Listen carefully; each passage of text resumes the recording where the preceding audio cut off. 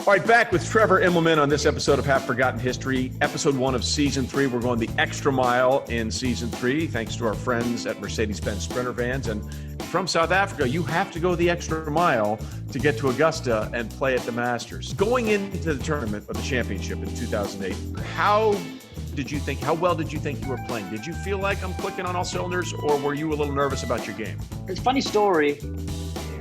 Sure. It's actually it's a weird story. If you give me a couple minutes on this. Sure. I started playing really well, like 05, 06, 07, and was in the top 15 in the world. So was kind of finding my way at the highest level. And toward the end of 2007, won a big tournament down in South Africa, the Nedbank Challenge. Shortly after, started feeling some pain in my abdomen. And eventually it turned out I had a tumor on my diaphragm. So I had to have this thing moved. I had to stay in South Africa a lot longer than I anticipated. And so it pushed back the start of my 08 season. And it had been a slow start because the way they had to get this tumor out was there 6-inch incision in my back.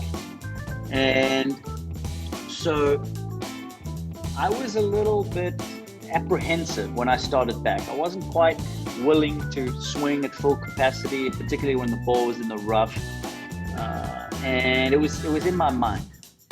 So by the time that the Masters had started rolling around, I started feeling a little bit more comfortable with being able to put the practice in and get ready. I just had to find a way to start making some putts. So to answer your question, did I think that I had what it takes? Yeah, sure I did. But it was going to need something special. And I needed to get off to a good start. And that's what happened for me. I made a few putts early on Thursday. I went out 2 under, 34 on the opening 9. And the confidence just started building from there. Shot a 68 on Thursday. And led all the way through from that moment on.